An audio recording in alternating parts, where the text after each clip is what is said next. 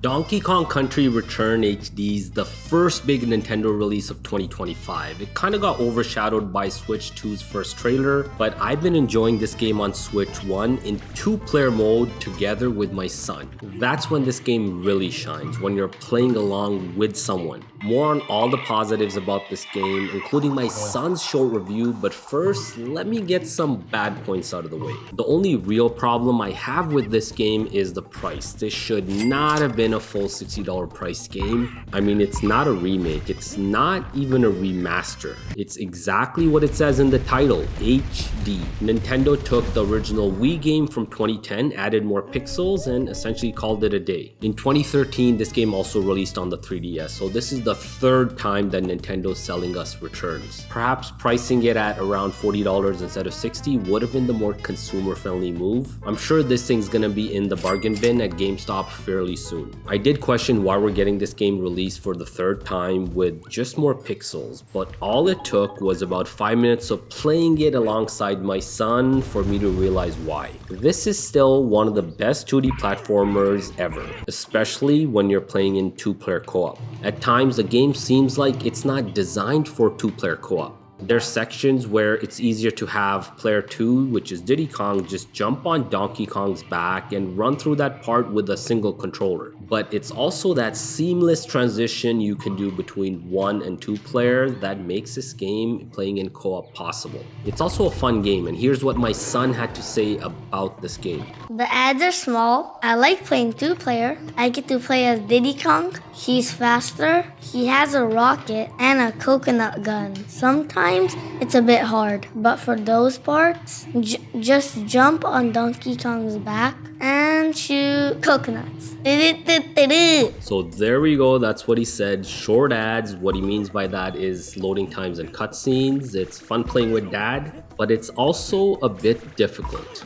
That last point, difficulty, really hits home. Difficult is what 2D platforms used to be. Today's modern platformers like Astro Bot and Super Mario Wonder are a bit soft. With DK Returns HD, you get a taste of that classic platforming magic. Some levels like this one with carts as well as this one with rocket barrels are pretty challenging.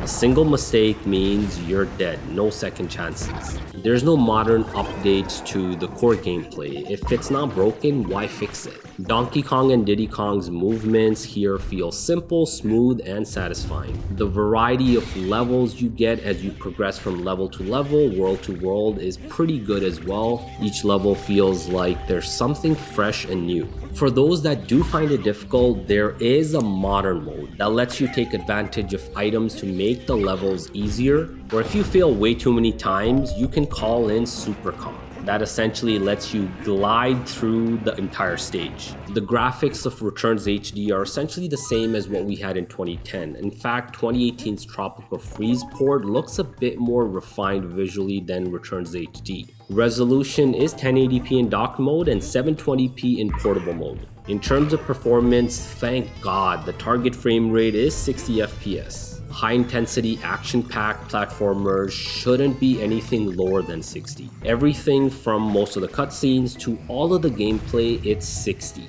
And it's a solid 60 for the most part, but there are drops in certain sections of the game. Keep in mind, the 3DS release in 2013 was 30 FPS, so Switch is the best portable console to play this game. 2010's original Wii release was a solid lock 60, so it's a bit disappointing to not see flawless execution on the Nintendo Switch port. Hey, maybe the Switch 2 is gonna clean up these issues since Switch 1 games are backwards compatible on that new console. There's also some minor details missing in the background compared to that original Wii release, although for me, I wasn't really bothered by that. If I'm being honest, most aren't really gonna notice the FPS issues when actually playing. I mean, I couldn't tell the frame rates were dropping until I actually went analyze that footage and then saw the FPS counter.